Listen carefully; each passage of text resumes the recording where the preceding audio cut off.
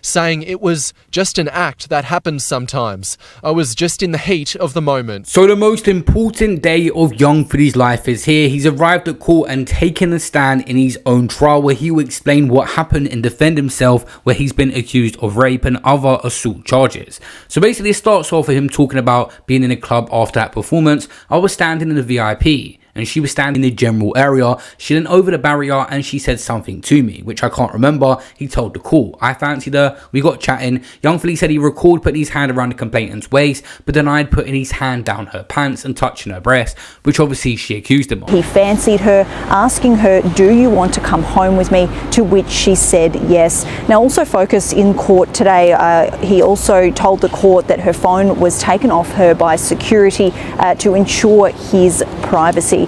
Now, the young fan testified last week saying yes, she had consensual sex with him before the encounter allegedly turned violent, where she told him to stop.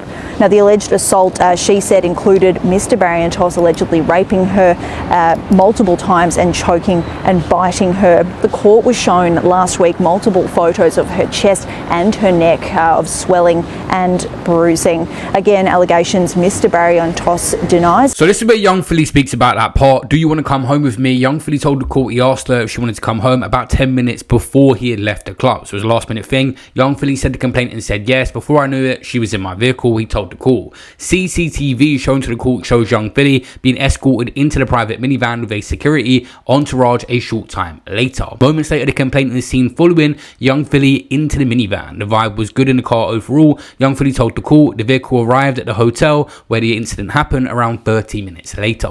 Young Philly was constantly trying to emphasize here that the vibes were good. In his evidence, he said the vibes were good once the complainant had arrived at the hotel in the early hours of September 28th. The CCTV vision shown to the court shows Young Philly and the security entourage and the complainant arrive at the hotel around 3:52 a.m. Young Philly seen wearing that bright orange t-shirt, whitewashed blue jeans and night sneakers. Seconds later, the group is seen entering the hotel lit. Said he and the complainant went straight to his hotel room. I believe my security guard followed us in. He would have got her phone if he didn't in the car, he had said. When asked why the complainant's phone was taken away, Young Philly replied, "It's standard practice for someone in the limelight. I guess it's to protect privacy." Young Philly's denied the court allegations here of strangling and slapping the complainant during the intercourse. He also denied telling the complainant to call herself Young Philly's dirty whore and fat pig. After Young Philly said the pair laid in his hotel bed and talked about his time in Perth. When asked how the complainant's demeanor was, he replied, "Good.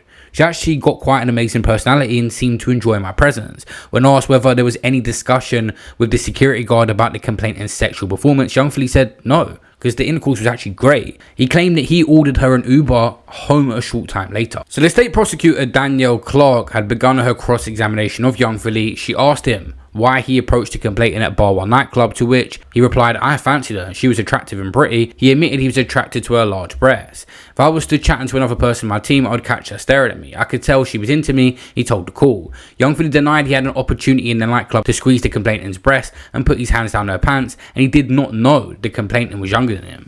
During cross-examination, he said he gave the complainant what he called love bites to her neck and chest in the heat of the moment.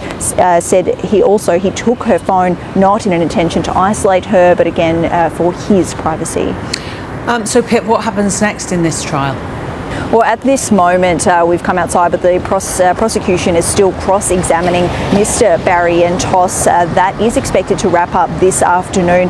And keep in mind, this is all before a courtroom that is close to capacity. There's family and friends, as well as a number of fans of Mr. Barrientos, mostly men in their young 20s, with a second courtroom established to accommodate the people here.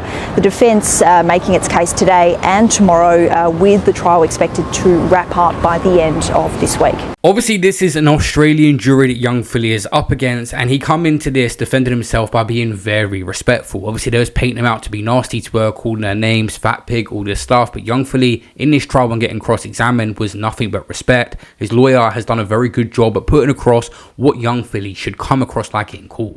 I fancied her. She was all over me, and there was not a dull moment with her, but denied ever putting his hands down her pants and touching her breasts. At the Intercontinental Hotel, he said the vibes were good, and asked how the woman seemed after the pair had sex. He said, "Good. She had an amazing personality, bubbly, and seemed to enjoy my presence."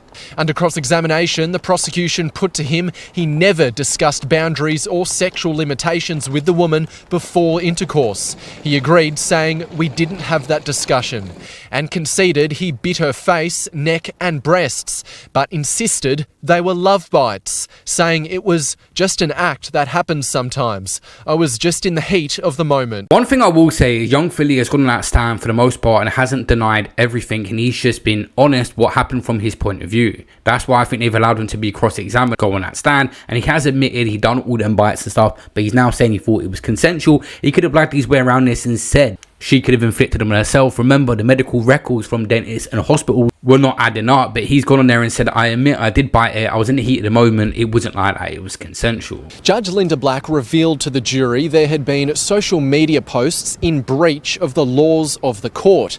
Today she's opened up another courtroom on a different floor where the proceedings will be streamed to members of the public. There'll be increased security and phones have to be switched off. Mr. Barrientos denies all 10 charges. What has actually happened with that breach that they're talking about? Basically, because he's a celebrity and people are excited to see him, people have gone in the courtroom and took videos of young Philly and posted them on social media saying he's finished, he's done, and this is a breach of court. When you're in a public gallery, you can witness the trial, but you cannot post videos and post it to the public. And there's videos of young Philly on TikTok right now with him just sitting in the courtroom, which is a massive breach of court, something I haven't even seen before. The judge actually told the jury she'd been alerted about several social media posts which were breaches of the laws of this state. As a result, she said we made special arrangements and opened a second courtroom where the public gallery can watch the trial via video link to ensure there's no further rule breaches. She also ordered the jury not to seek any social media or news about the reports on the trial. Don't go searching on social media, don't go looking for information about this trial, and don't go reading media articles, because I can assure you, you'll find things that are wrong, inaccurate, misleading, and entirely unhelpful. For me, I've just paid for subscription to the main Australian outlet so I can actually get people that are officially in court. I think what they're worried about here is the jury mainly being influenced. It's one thing the public thinking certain things, but the main people getting any kind of misinformation is the jury. They're ultimately going to make the decision on this case. We talk about young Philly taking the phone off a girl, come back to an after party or come back to his hotel. I think the jury in a serious case like this be compensated for it, because everyone uses social media for everything, could be on a ban for a week or two and not use social media, hand over their phones and not go on their accounts with it monitored, just because they're making such important decisions. All it takes is for them to see someone in a public eye say one thing they disagree with and they look at that person differently. But obviously they have to be non-biased. This is a massive story in Australia, but the sketch they done of young Philly is absolutely wild. It is literally nowhere near looking like him. It's crazy. On a side note, 30-year-old told the jury his security guard took the woman's phone, saying it was standard practice to protect his privacy. Asked if it was to isolate them, the accused responded, no, if they refuse, they go home. He agreed he was looking for a one-night stand, testifying the pair engaged in sexual acts, saying it was amazing, I enjoyed it, she was enjoying it too. He told the jury he gave the woman love bites. She didn't say ow, she didn't say I was hurting her, she didn't push me away, he said. The accused also denied slapping her face and said after their encounter the alleged victim's demeanour was good.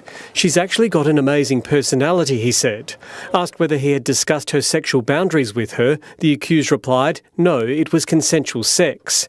You put your hands around her throat and compressed it so hard she could not breathe. That did not happen, the accused said. The prosecutor also suggested the complainant was crying during the episode, but Andres Barrientos disagreed, saying there were no tears and they hugged before she left. The jury is expected to hear closing submissions tomorrow. The rapper reacts to the injury photos. The court was shown several photos of bruising on the young woman's neck and cheek, and they basically asked young Philly why he bit the young woman on her face, and he asked whether he was trying to brand her, but young Philly insisted the marks were love bites and said the woman appeared to be enjoying herself because she was moaning. He said the love bites often involve using his teeth and tongue. The teeth press down your skin as you suck. I know when you suck, I'm guessing your teeth have to leave an imprint on the skin, he said. And I think the marks, bites, injuries, whatever you're going to call them, of their love bites or injuries, we'll see what the jury think. I think it's the most important part of this case, because some people, just a general person, does see it as sexual deviancy to leave marks, let alone on someone that you have in a one-night stand with. Young Philly could have thought it was consensual. The biggest thing the prosecution has here, this is the first time they ever slept together. It's not his partner, and normal members of the public might see it a different way to young Philly though. And there is situations in life where a woman is covering one love bite, puts makeup on it and doesn't want to show it. It's embarrassing.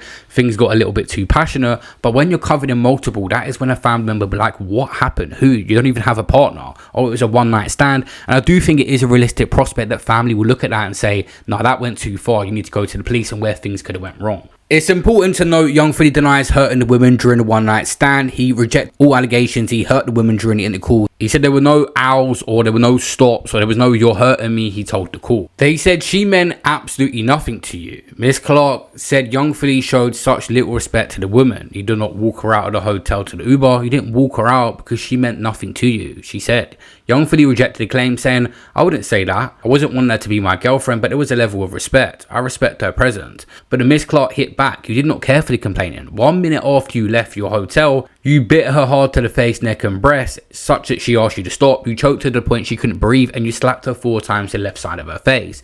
Young Philly denied the allegation. Last week, the woman cried in court as images of her bruised and broken skin were shown to the jury. Mr. Barrientos today maintained she had an amazing personality and seemed to enjoy his presence. He said his arrest came as a complete surprise. A raft of new security measures have been implemented at the trial today. There's now a courtroom for accredited media, defence lawyers and people connected to the trial, and there's a second courtroom for everyone else. People there have to prove that their phone is turned off on entry after the judge discovered content on social media that broke the laws of the court. Young Philly's security guard was the first person to see the woman after the alleged incident. He stood by his boss today and told the jury she had no visible injuries when she left. So lastly, Young Philly security guard denied talking to the rapper about the woman's sexual performance. During the evidence, Mr. Ali said he arrived at Young Philly's room to escort the woman out after the alleged incident, but he didn't talk about the sexual performance. He also said the young woman appeared to be smiling. The court was previously told after the hookup, Young Philly told Mr. Ali, the complainant, she wasn't good in bed. I don't know if she was into it or that she didn't have enough to drink. Mr. Ali said he followed the woman out of the hotel and wanted to make sure she got home safe. He said he couldn't see any injuries on the woman's face or neck, and Miss Clark put to Mr. Ali he was making evidence up to support Young Philly, and he had denied the claim. It was expected that he was going to defend Young Philly. He works for him, but there is also men out there that just hate violence against women. If they see something like this, they will stand up for what's right, regardless of being on someone's payroll. But more than likely, he was going to defend Young Philly in this case, and it is a good thing that Young Philly actually has a witness saying it didn't happen. So yeah, today was pretty much what I expected from Young Philly. They did admit to some stuff and was open about it, saying he thought it was consensual, and now it's going to be ultimately up to a jury to look through all of this when it is finished and make that final decision, which we're actually going to get this week. And he could be facing a very lengthy jail term if they decide to put him behind bars.